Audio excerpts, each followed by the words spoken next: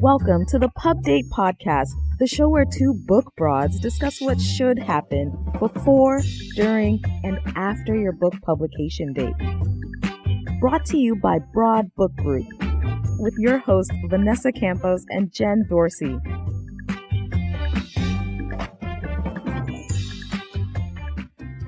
Hello, welcome to the Pub Date Podcast. It is a beautiful Friday afternoon. Vanessa, how are you today? I am doing wonderful. It is Friday, and we have a really great guest on today. I'm excited to talk to him about it because there's a lot of things in the news that I've been reading about, and so I'm just going to let you take it on. All right. I'm so stoked as well. We are very pleased today to welcome Kevin Anderson. He is the CEO and editor-in-chief of Kevin Anderson and Associates. They do all kinds of publishing things, just like we do. They do ghostwriting, they do publishing consulting, just a little bit of everything. Kevin, welcome to the show. Thank you. Yeah, I'm super excited to be here. Thanks for having me. Oh my gosh, it's our pleasure. We're just excited to talk to you. We are fascinated by what you do, and I think a lot of people are fascinated by what you do. And I know your company does a lot of things, and we can dig into that. But what we want to talk about specifically today is ghostwriting. I think that that's just not to play on the pun of ghost, but it's a very mysterious topic to a lot of people because, it just is. We don't know what exactly it is that you do and who you do it for. So we want to dig into all of that today. So let's kick it off first by just talking about you for a little bit. How did you get into this line of work? Yeah, sure. So I was not, I did not think I was destined to be in this business at all, even in the publishing industry.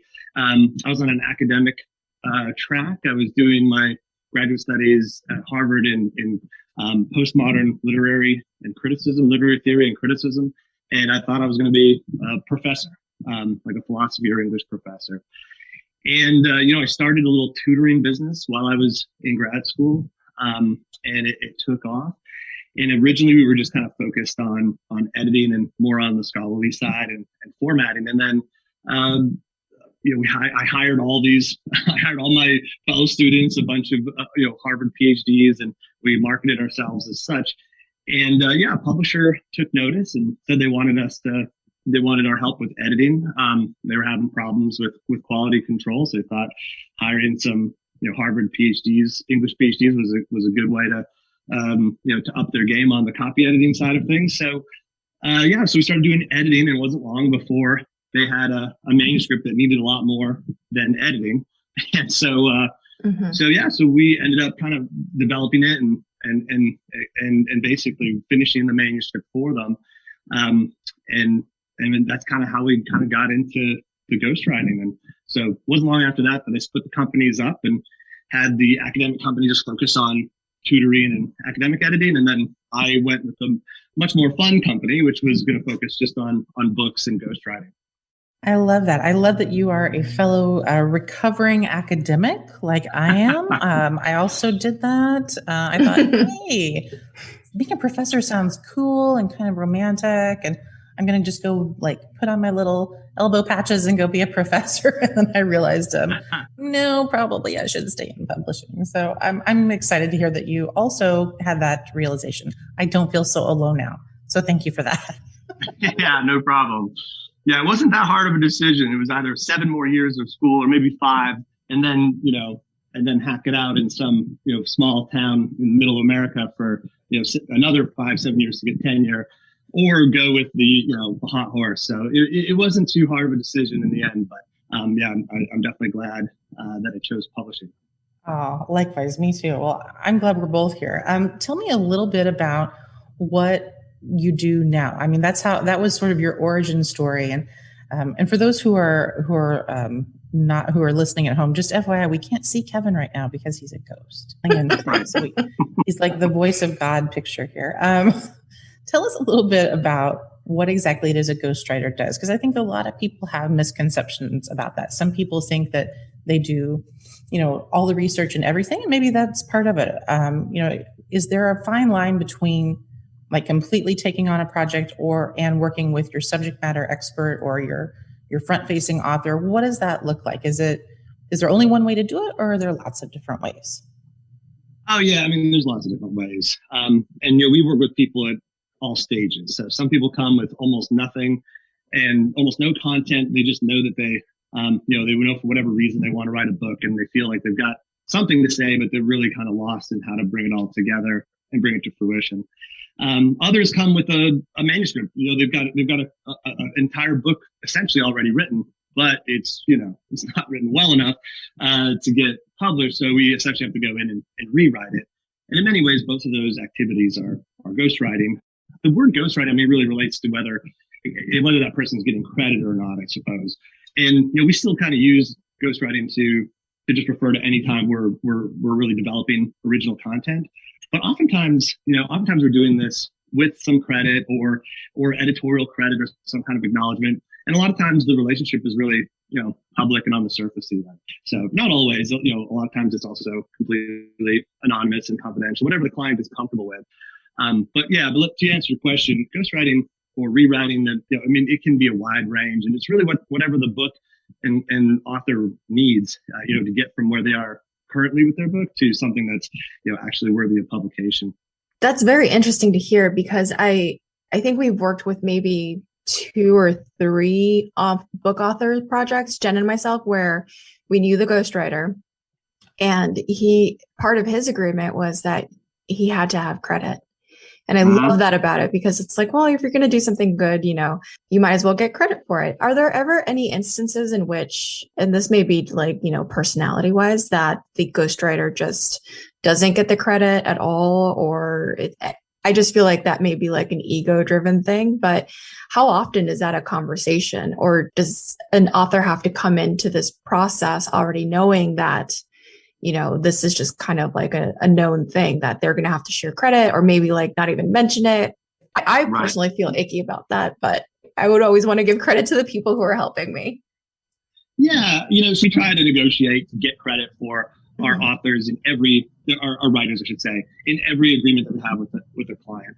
When we work with a client, we usually have, it's usually a pretty big production. We usually have a writer, an editor. All of our editors are former acquisitions editors from the big 5 houses. We usually have secondary editors. We do beta testing. We do sensitivity or cultural accuracy reading or sensitivity reading, as it's often called.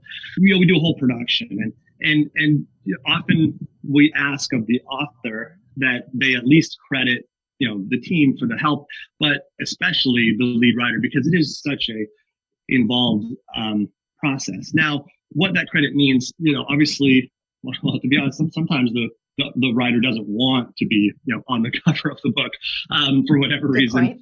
We do try to get cover credit when we can, mm-hmm. And then if the client's not comfortable with cover credit, then maybe just some kind of acknowledgement. You don't have to say it was ghostwriting. You could just say, thanks to Jill Blow for helping me with thinking through this concept and editing my work or something. Just some kind of credit where at least that writer can kind of put it on their resume.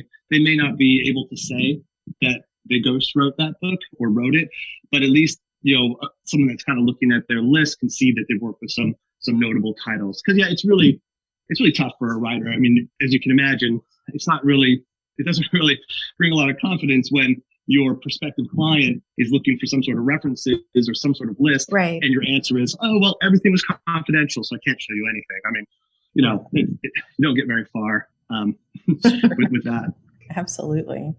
Let's talk a little bit about how do you assess if you need a ghostwriter? Mm-hmm. And, I've also done some of that kind of work where I've helped someone maybe just with a portion of their book or just a section that's not working, as opposed to the entire thing.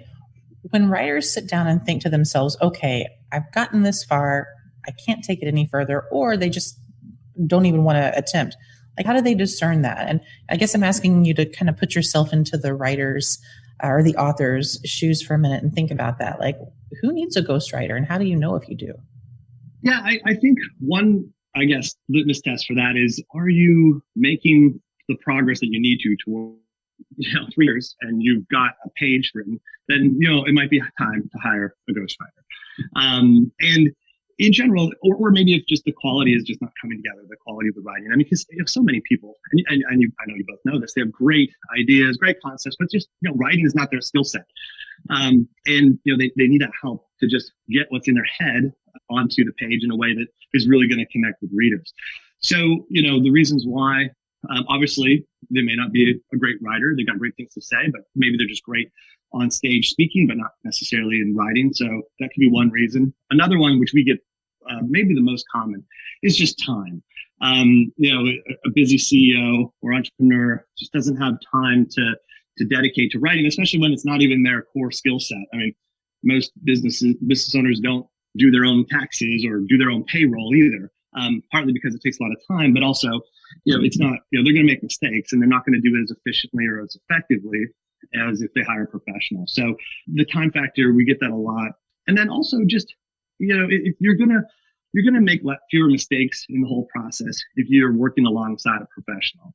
And, we get this a lot too, where an author wants to kind of write their own book or at least be a pretty close part of it, but they really just need that. They need that accountability partner to really push them forward and to review their material, make sure that, that everything's looking good and that they're going in the right direction. We get a lot of authors that have written an entire book, and if we could have just had even a couple hours with them in the beginning, we could have saved them from writing this train wreck of a book that has no place, in publishing, and just set them in a different direction. So just, you don't know what you don't know. So it's really good to have, a professional. That's a really good point. A lot of the times when we see in, nonfiction business books, they say, don't write the entire book. If you're going to pitch it to a publisher, write the outline, give us a sample chapter or two, because there's a lot of times, you're right, Kevin, you're really great on stage. You're really good in front of the camera, but you may not be as prolific as a writer as you may think. And blog writing is just not the same as book writing. So I'm curious to hear, what do you recommend? And just talking to our business book, nonfiction, self-help, prescriptive authors, what stage of the process would you recommend that they kind of start considering it? I know that you had that timeline, you're not making as much progress, but what is the ideal situation for somebody coming to you? Honestly, there's no time that's too early. I mean, if you're thinking about writing a book or you think it might be something that's good for you or your business, most companies like ours, there's no cost to just call and have a discussion and get a consultation, and we can put all the pieces together. Okay, what's your timeline? What kind of publishing is going to work for you? What kind of publisher is going to work for you? Traditional publisher is going to take a couple of years, whereas, some hybrid publishers, we might be able to get this out in 6 months. So, we can kind of map out the whole thing. How much time are you going to need? What's the writing dynamic that's going to be best for you? And, you can kind of start to put all the pieces together, and they can plan that way, how to put this book together. And also, it's just good too, to just really set the expectations. A lot of people think they have a book or a platform that's going to be just perfect for HarperCollins or Penguin Random House, a big 5 publisher. And, all it would take is one conversation with somebody who knows the industry, to shatter that dream, so to speak, that, hey, that's not really going to be reasonable for you. And you don't want to spend a whole bunch of resources, chasing something that's not going to, that has no chance. So, but the good news is there's a lot of publishers that will probably be happy to publish that book. But as you both know, unless you have a really big following or platform, it's unlikely that you're going to be with a big 5 publisher. So, just having that conversation early can help just set the expectations, figure out a strategy and a plan. And, maybe you don't actually hire someone for another year, but at least now what to expect and how to schedule your plan accordingly. It's the come to Jesus moment, right? It's the conversation that everyone should have when it's like, I have a great book idea. And then unfortunately, as people in book publishing, we have to crush that just a little. Well, yeah, it just depends. It just depends what you want from your book. Right. If you want it to just be read by friends and family that want to get to know you a little bit better, well, that's one thing. But if you really want it to be a game changer in the industry and set yourself as the thought leader, you're going to have something that's original and that's really put together in a way that really inspires people. And So there's just different, and then other people, and they'll be very honest with this. They're really not looking to write, the next Seth Godin's book. They just want to have a book that's on their table when clients come into their, their place of, their office, and it just, it's a great business card. They see that book on the table, and it shows that they're at least a thought leader and they're dedicated to the subject, and so much so that they wrote a book on the topic.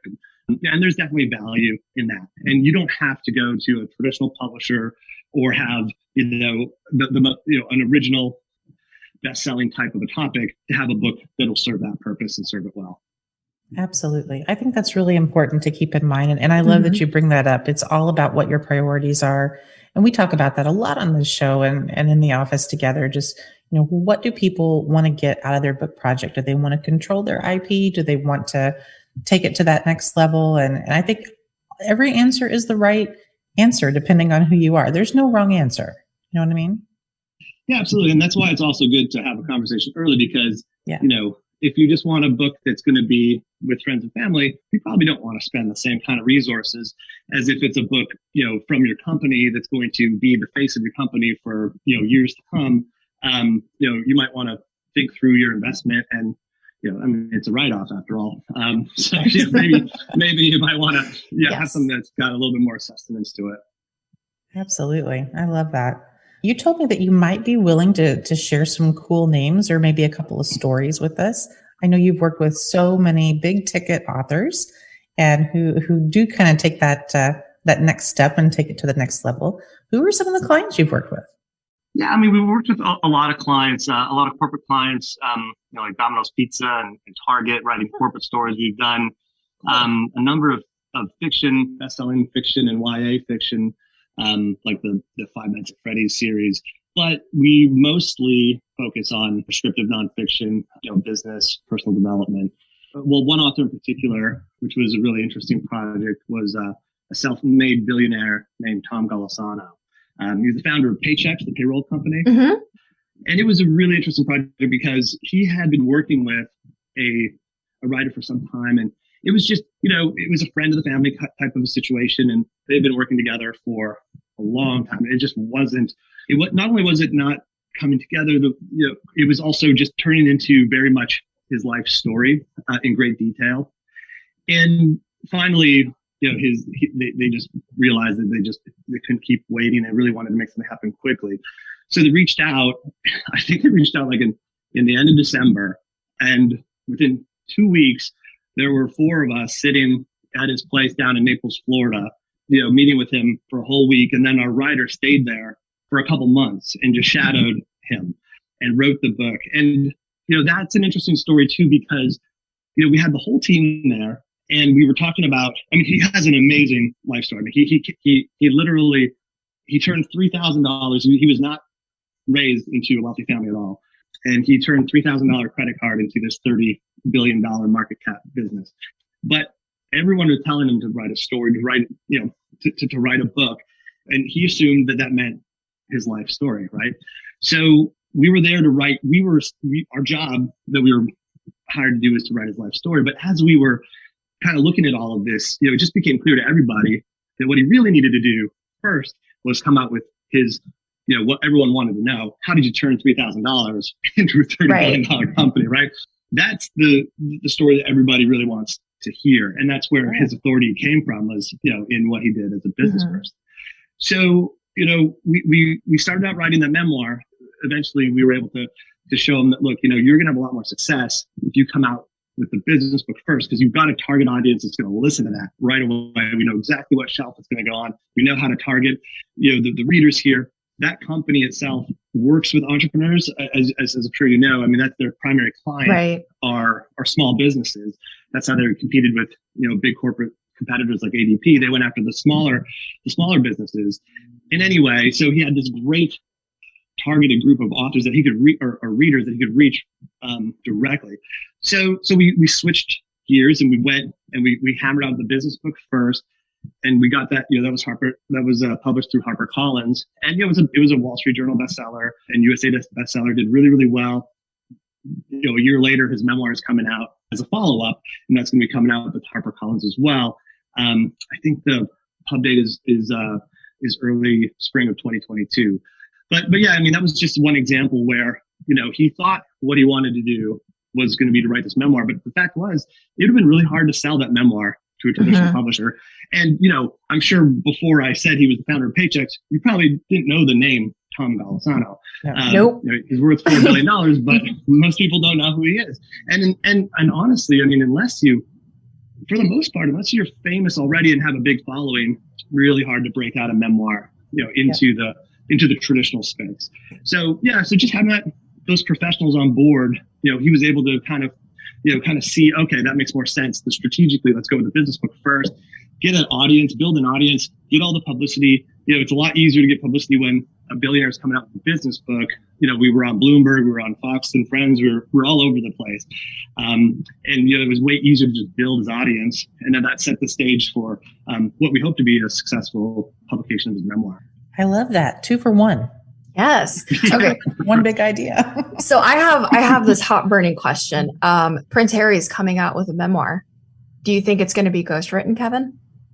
Oh, no, we already know that. Yeah. And the ghostwriter, the ghostwriter actually is a great ghostwriter. And he's getting paid at least $1 million is what the report is for writing the book. And there's probably back-end incentives as well. It's the same writer. It's the same writer that did Shoe Dog from Phil Knight. Okay. So that's the Nike book. As a ghostwriter, they've already been working together for a while. I think the reports are that might have gotten a $20 million advance. So it's a platform people. Right.